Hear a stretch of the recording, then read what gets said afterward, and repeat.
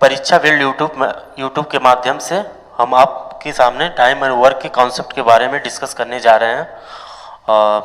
कुछ technical term हैं जो टाइम एंड वर्क में आपको जानना बहुत ही ज़रूरी आवश्यक होता है। जैसे कि इफ़िशियंसी क्या होती है।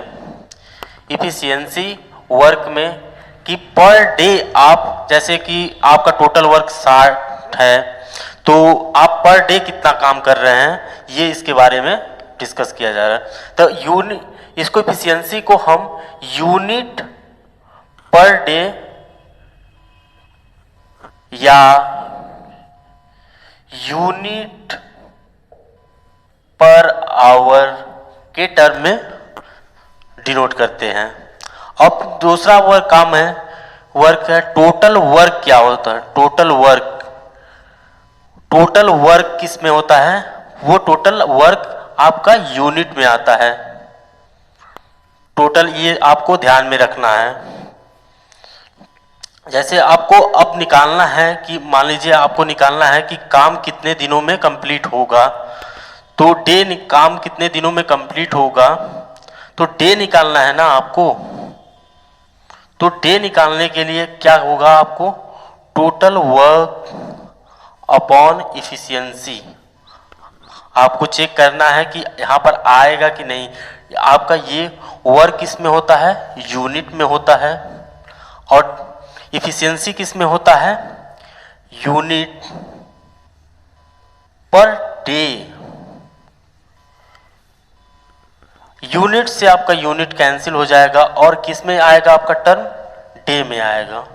यही तो आपको कैलकुलेट करना था, यही तो आपको डे निकलना था। तो ये आपका एक फार्मूला हो जाएगा, ये आपका फार्मूला हो जाएगा टोटल वर्क अपॉन इफिशियंसी। अब क्या होता है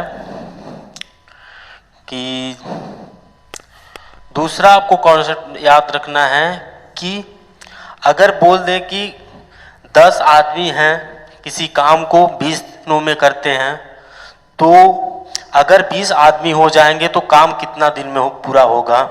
तो ये हमेशा याद रखिएगा कि जो मैन होता है वो इनवर्सली प्रोपोर्शनल टू डी होता है। देखिए कैसे, अगर हम मैन को बढ़ाएंगे तो क्या होगा? डे मेरा घटेगा।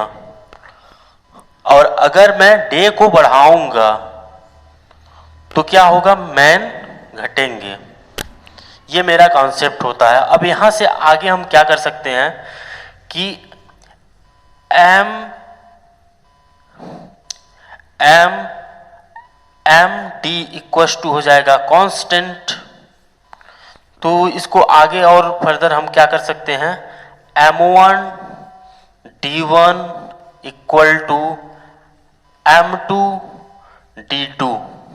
ये आपका दूसरा फार्मूला निकल करके आ जाएगा। ये फार्मूला देखिए, आपको क्वेश्चन कैसे प्रॉब्लम पूछेगा कि 10 आदमी किसी काम को 20 दिन में पूरा करते हैं, तो 20 आदमी मिलकर के उस काम को कितना दिनों में पूरा करेंगे। तो यहाँ से आपको इजीली इस फार्मूले को लगाएंगे आप, यहाँ से आपको निकल जाएगा कितने दिनों में काम को पूरा होगा। या ये पूछ सकता है कि या मैन डे दे करके और डे दे करके मैन पूछेगा कितने हैं। इसमें कोई भी प्रॉब्लम 3 दिया रहेगा, एक पूछा जाएगा। थर्ड, अगर टाइम का रेशियो दिया गया है, जैसे टाइम का रेशियो दिया गया है ए और बी के टाइम का रेशियो दिया गया है एक्स रेशियो वाई, तो इनका इफिशियंसी का जो रेशियो होगा वो y रेशियो x होगा। ये आपको जानना पड़ेगा, ये आपको ध्यान में रखना रहेगा। हेलो दोस्तों, टाइम एंड वर्क का एक प्रॉब्लम देखते हैं। A and B can complete a work in 10 days and 12 days respectively। A किसी काम को 10 दिन में काम करता है, B उसी काम को 12 दिनों में करता है। अब कह रहा है कि A और B दोनों एक साथ मिल करके काम करते हैं और 3 दिन के बाद ए काम को छोड़ देता है, तो क्वेश्चन में पूछ रहा है कि काम कितने दिनों में पूरा होगा। अब देखते हैं। सबसे पहले हम आपको क्या बताए थे कि टोटल वर्क निकालना है। तो टोटल वर्क निकालने के लिए सबसे पहले क्या करेंगे, एलसीएम लेंगे।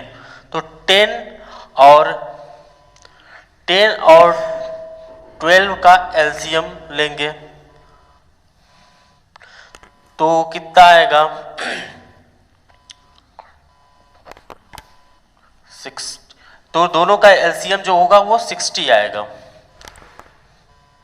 दोनों का एलसीएम कितना आएगा, 60 आएगा। तो 10, तो एफिशिएंसी ऑफ ए कितनी आ जाएगी एक दिन का, क्योंकि टोटल वर्क 60 यूनिट है। टोटल वर्क कितना यूनिट है, 60 यूनिट है। तो एक दिन का वर्क कितना आ जाएगा, 6 यूनिट। 6 यूनिट पर डे आ जाएगा। और बी 60 यूनिट 12 दिन में करता है, तो एक दिन में 5 यूनिट पर डे। यहां तक आपको समझ में आ गया। अब क्वेश्चन में क्या कह रहा है कि ए और बी स्टार्टेड टुगेदर। ए और बी एक साथ काम करते हैं, लेकिन क्वेश्चन में आगे क्या कह रहा है कि 3 डे आफ्टर, मतलब 3 दिन बाद ए काम को छोड़ देता है। तो 3 दिनों तक ए और बी मिल करके काम को किए होंगे। तो ए और बी मिल करके, A and B 3 day work. 3 day work कितना हो जाएगा, 3 दिनों तक काम कितना हो जाएगा, 3 दिनों का काम हो जाएगा। क्योंकि efficiency 3 into efficiency of A plus efficiency of B, तो 3 इंटू 6 5 11 इक्वल्स टू 33 यूनिट हो जाएगा। अब कितना वर्क बच गया, चूंकि 33 यूनिट 33 यूनिट हुआ।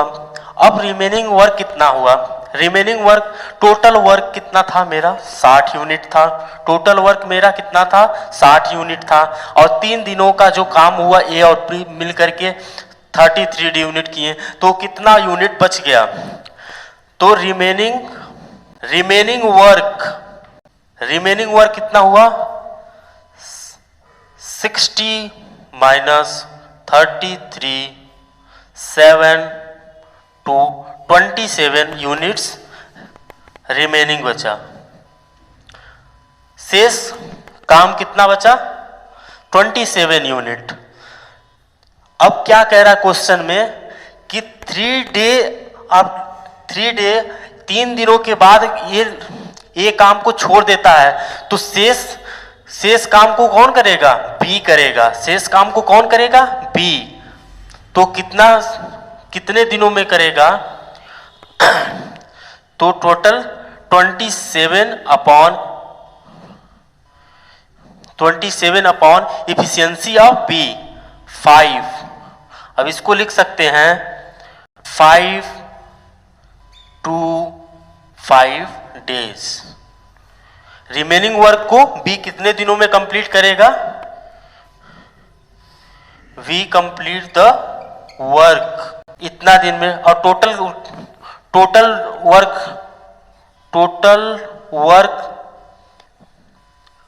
Will be completed equal to 3 + 5 2 side इतना डेज में। ओके, हेलो दोस्तों, परीक्षा व्हील यूट्यूब चैनल के माध्यम से टाइम और वर्क का एक सिंपल और बेहतरीन क्वेश्चन के बारे में डिस्कस करने जा रहे हैं। A and B started together but after some time days A left the work.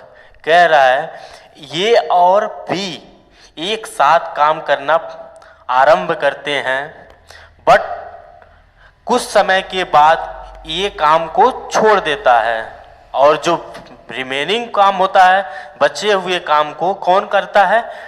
B करता है। और कितने दिनों में करता है? 9 डेज में, 9 दिनों में करता है। तो क्वेश्चन में पूछ रहा है कि कितने दिनों के बाद ये काम को छोड़ा होगा।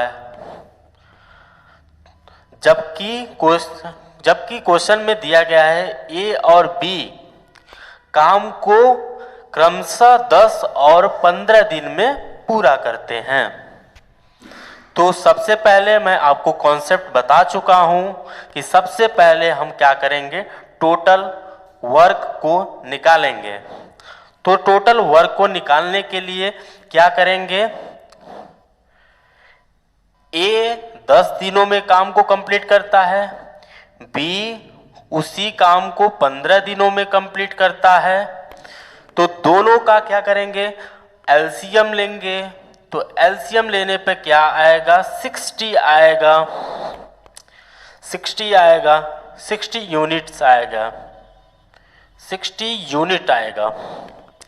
तो ए की इफिशियंसी कितनी हो जाएगी? 60/10। ए की इफिशियंसी कितनी हो जाएगी? 60/10 equals to 6 unit per day. और बी की इफिशियंसी कितनी हो जाएगी?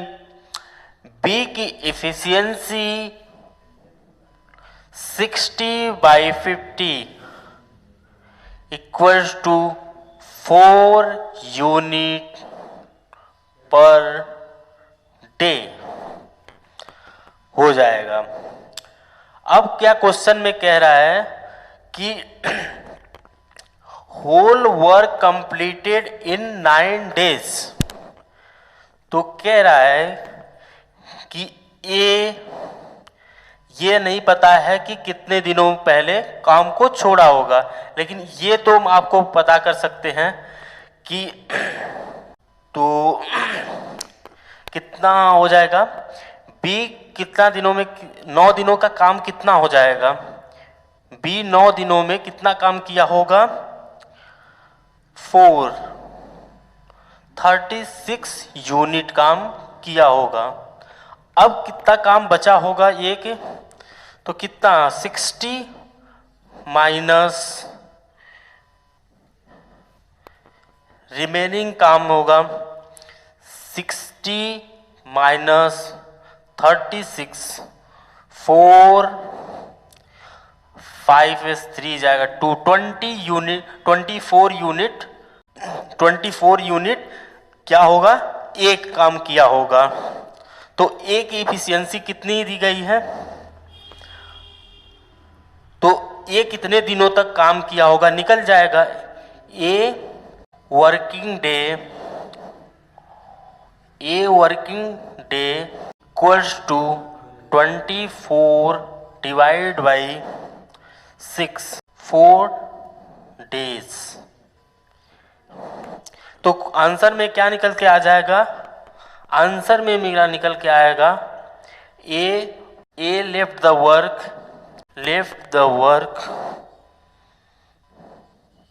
4 डेज आंसर। हेलो दोस्तों, परीक्षा बिल यूट्यूब चैनल पे आपका स्वागत है। आज हम टाइम और वर्क के एक सिंपल और बेहतरीन क्वेश्चन करने जा रहे हैं। आइए देखते हैं। A is thrice as good a man as B. ये जो है वो बी से 3 गुना बेहतर है। Together they can do a work in 15 days.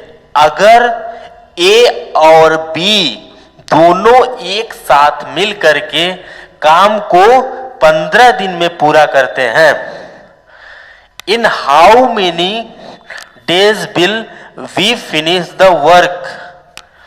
तो अकेले उस काम को बी कितने दिनों में पूरा करेगा, यही क्वेश्चन में पूछ रहा है।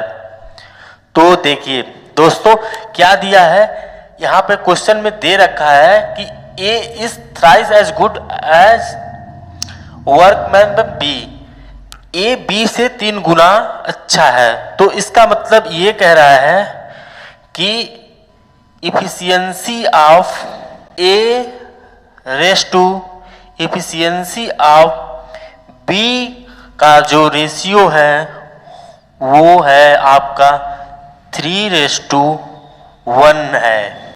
आपको यहां तक समझ में आ गया? तो आगे क्या कह सकते हैं, दे कैन डू, अगर दोनों मिल करके काम को 15 दिन में करते हैं तो हम टोटल वर्क निकाल सकते हैं। टोटल वर्क का फॉर्मूला है, टोटल वर्क इक्वल्स टू होता है efficiency of A plus efficiency of B into working days.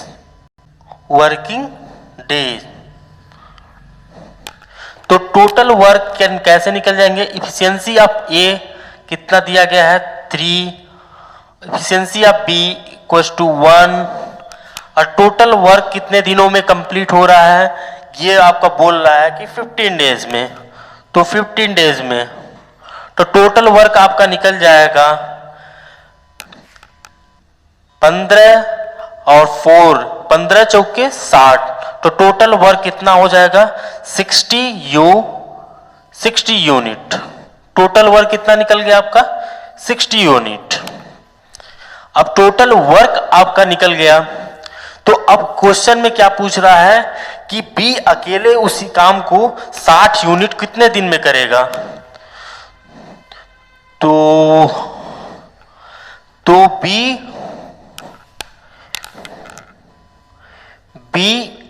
alone work, be alone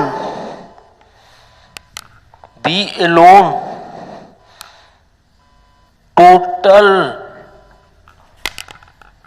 work will be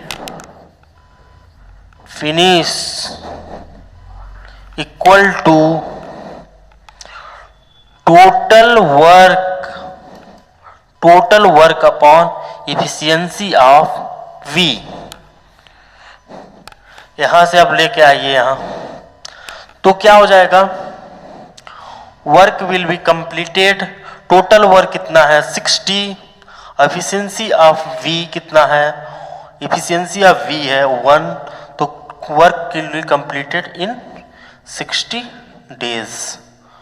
तो ये आपका आंसर है।